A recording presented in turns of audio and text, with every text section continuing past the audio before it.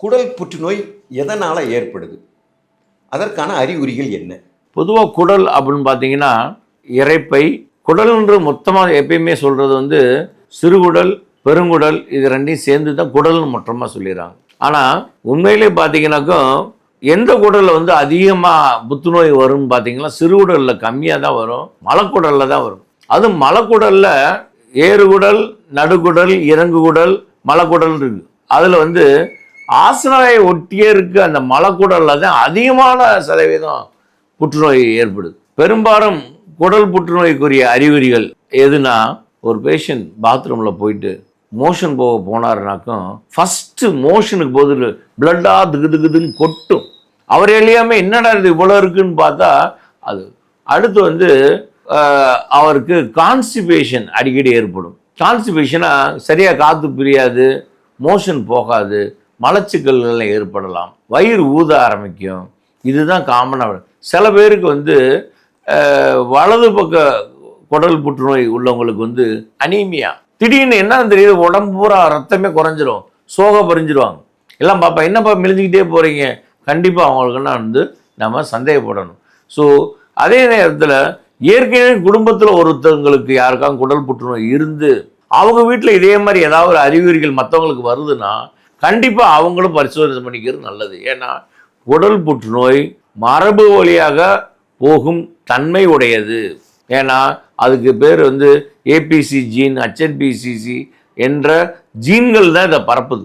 So அதுக்கு குடல் புற்றுநோய் இருந்தாலோ, ஆசன வாயில் வந்து ஏதாவது கட்டிகள் இருந்தாலோ, இல்லை ப்ளீடிங் வந்து தன்னையறியாமே பேண்டிஸில் பிளட் இருக்குது அப்படின்றாலோ கண்டிப்பாக அவங்க மருத்துவரோட பரிசோதித்து ஃபிங்கரை வச்சு அவங்க வந்து ப்ராக்டோஸ்கோப்பின்னு பார்ப்பாங்க. தேவைப்பட்டால் கொலனோஸ்கோப்பின்னு சொல்லி ஆசனவாய் வழியாக கேமரா உள்ள விட்டு பார்த்து பண்ணுறதோ, இல்லை சிடி ஸ்கேன் எனப்படும் மற்ற ஸ்கேன் முறைகளோ பண்ண வேண்டியது அவசியம். இப்போ ஹெர்னியா இருக்கிற ஒரு பேஷண்ட்டை அதுக்கான அறுவை சிகிச்சை பண்ணிட்டாங்க. அறுவை சிகிச்சை பண்ணதுக்கப்புறமும் அவங்களுக்கு மீண்டும் ஹெர்னியா வர்றதுக்கான வாய்ப்புகள் இருக்கா? கண்டிப்பாக. குடல் இறக்கம் அறுவை சிகிச்சை நோயாளி குடல் இறக்கம் திரும்ப வருவதற்கு வாய்ப்பு உண்டு. இதற்கு 2 வகையான காரணங்கள் இருக்கு. ஒன்று, அவருக்கு செய்யப்பட்ட அறுவை சிகிச்சை முறையில் கோளாறுகள் இருந்தால், என்னென்ன, சரியான தையல் யூஸ் பண்ணாமல் இருந்தால், சரியான வலை வைக்காமல் இருந்தால், ஆப்ரேட் பண்ணவர் வந்து கொஞ்சம் கேர்லெஸ்ஸாக இருந்தால், இல்லை அந்த வலை வந்து பொருந்தாமல் இருந்தால். நோயாளியோட காரணங்கள், நோயாளிக்கு டயபெட்டிஸ் இருந்தால், நோயாளியோட தசைகள் இன்னும் பலவீனமாக இருந்தால், நோயாளிக்கு சரியான புரதச்சத்து இல்லாமல் இருந்தால், நோயாளிக்கு இருமல், சளி, காச நோய் இந்த மாதிரி இருந்து அந்த வலை பொருந்தாமல் இருந்தால், இவ்வளோ காரணங்களும் இருக்குது. ஸோ இது ஒட்டுமொத்தமாக மருத்துவரின் குறைபாடுன்னு சொல்ல முடியாது. நோயாளியின் குறைபாடோ இல்லை அந்த நோயின் குறைபாடோ இருக்கலாம். திரும்ப வருவதற்கு பல இடங்களில் வாய்ப்புண்டு. பெரும்பாலும் வயது முதிர்ந்தவர்கள், நோய் அதாவது வேறு ஏதாவது நோய் தொடர்புடையவர்களுக்கு தான் இது திரும்ப வர்றதுக்கு வாய்ப்பு இருக்குது. பெரும்பாலும் மற்றவர்களுக்கு வருவதற்கு வாய்ப்பு குறைவு. ஹெர்னியா மீண்டும் மீண்டும் வர்றதுக்கு இன்னொரு காரணங்கள் வந்து இன்சிஷனல் ஹெர்னியா எனப்படும் சிசேரியன் அறுவை சிகிச்சை, வயிற்றில் வேறு ஏதாவது கர்ப்பை அறுவை சிகிச்சையினால் பண்ணும்போது தசைகள் வந்து பலகீனமாக இருந்திருக்கும்.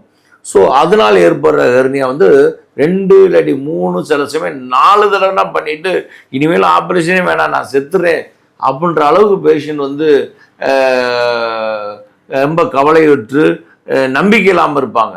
பட் அவங்களுக்கெல்லாம் இப்போ வந்து PTF அப்படின்ற மெஷ் இருக்குது, லார்ஜ் ப்ரூலின் மெஷ் இருக்குது, புது லேப்ரோஸ்கோபிக் டெக்னிக்ஸ் இருக்குது. எப்படின்னா அவங்களுக்கெல்லாம் அறுவை சிகிச்சை பண்ணி கஷ்டப்பட்டுருந்தாலும் அவங்களுக்கு புதுசாக உள்ள லேப்ரோஸ்கோபி உள்ள வழியாகவே, எப்படின்னா இப்போ நான் இங்கே வெளியே வைக்கிறேன், இதுக்கு பதில் உள்ள ஊடி நம்ம சட்டைக்கு வெளியே வந்து தைக்கிறதுக்கு பதில் உள்ள ஊடி பண்ணுற மாதிரி இந்த லேப்ரோஸ்கோபி முறைகளும் வந்துடுச்சு. அது ரொம்ப சக்ஸஸ்ஃபுல்லாகவும் நம்பிக்கையாகவும் இருக்குது. கண்டிப்பாக அந்த நோயாளிகளுக்கெல்லாம் நீ கவலைப்பட தேவையில்லை, அதுக்கு அவங்களுக்கு தீர்வு உண்டு. நம்ம ஜிவி மருத்துவமனையிலும் இந்த மாதிரி ரெக்கரண்ட் ஹெர்னியா அல்லது திரும்ப ஹெர்னியா வந்து பாதிக்கப்பட்டவர்களுக்கு மீண்டும் அவர்களை சுகமாக்கி நலமாக்கி மீண்டும் ஹெர்னியா வராத அளவுக்கு செய்வதற்கான சிகிச்சை முறையில் உள்ளன. டாக்டர், ஃபுட் ஹேபிட்ஸ்னால பிரச்சனை வருமா? அதாவது லேட் நைட்டில் சாப்பிட்ற ஃபுட்டு, பர்கர், பீஸா, பிரியாணி, கூல்ட்ரிங்க்ஸு, இதனால குடலுக்கு பிரச்சனை வருமா? குடல் வந்து கண்டிப்பாக இந்த உணவு பழக்க முறை மற்றும் உணவுகள் ரெண்டாக பிரிச்சுக்கலாம். உணவு பழக்க முறை, பல பேர் என்ன ஸ்டைலாக நினச்சிக்கிறாங்கன்னா, காலையில் எழுந்திரிச்சு நான் காலை சாப்பாட்டே சாப்பிட மாட்டேன், நான் 11 மணிக்கு தான் சாப்பிடுவேன், அடுத்து மத்தியான சாப்பாடு 5 மணிக்கு தான் சாப்பிடுவேன், நான் கேட்டால் நான் ரொம்ப பிஸி, நான் அதில் பிஸி இதில் பிஸி, அப்புறம் நைட் சாப்பாடை 1 மணிக்கு சாப்பிடுவேன். இதெல்லாம் தவறான பழக்க முறைகள். காலையில் சூரிய உதயம் முடிஞ்சோடனே நம்மளுக்கு பிரேக்ஃபாஸ்ட், ஏன் சொல்கிறேன்னா சூரிய உதயம் வந்து நம்மளுக்கு ரிமோட் கண்ட்ரோல் மாதிரி நம்மளுடைய இரைப்பையை வந்து ஜென்ரேட் பண்ணி வந்து அது பசியை தூண்டுது. அதுக்கு நம்ம பிரேக்ஃபாஸ்ட்டை கொடுத்தே ஆகணும். அடுத்து சன் செட் ஆகும்போது, சூரியன் மறையும் போது நம்முடைய ஜீரண உறுப்புகளோட 80% குறைய ஆரம்பித்தோன்னே நம்ம 7 மணி இல்லை 8 மணிக்கே சாப்பிட்டு முடிச்சிருக்கணும். பெரும்பாலும் அந்த ஜங்க் ஃபுட்டு சாப்பிட்றது வைக்கிறது எல்லாத்தினால என்ன பண்ணுன்னா, முதலாவது ஃபேட்டு, அதிகமான ஃபேட்டு. இந்த ஃபேட் அதிகமாக நார்மலாக பித்த நீர் இவ்வளோ தான் இருக்கும், அதை கரைக்கக்கூடிய ஃபேட்டை கரைக்கக்கூடிய அளவு. அது மீறி போனோடனே என்ன ஆகும்னா, எக்ஸஸாக இருக்க ஃபேட் எல்லாம் பித்தப்பை கற்களாக மாறிடும். பித்தப்பை கற்கள் ஏற்படுறதுக்கு ஒரே காரணம் ஃபேட்டு. அடுத்து இரைப்பைக்கு வந்து நம்ம கார்போஹைட்ரேட் நிறையா கொடுக்க இரைப்பை வந்து பார்த்தா ஒரு ஜே ஷேப்பில் இருக்கும். ஜே ஷேப்பில் நம்ம ஜக்கு இருக்குது பார்த்தீங்களா, அது மாதிரி இருக்கும். அது என்ன ஆகும்னா விரிஞ்சு சுருங்கும் தன்மை உடையது. அந்த விரிஞ்சு சுருங்கும் தன்மை வந்து எப்படி ஆயிரும்னா, நம்ம ஜட்டிக்கு நிக்கர் போச்சுனாக்க விரிஞ்சிட்டா திருப்பி சுருங்காது. அது மாதிரி என்ன ஆகும்னா ஸ்டமக் விரிஞ்ச நிலையிலே இருக்கும். அதுக்கு பேர் கேஸ்ட்ரோ பேராசிஸ்னும். அப்போ என்ன ஆகும்னா வயிறு ப்ளோட்டடாக இருக்கும். ஸோ ஒரு வாய் தான் சார் சாப்பிட்டேன், வயிறு குப்புன்னு ஆயிடுச்சுன்னு.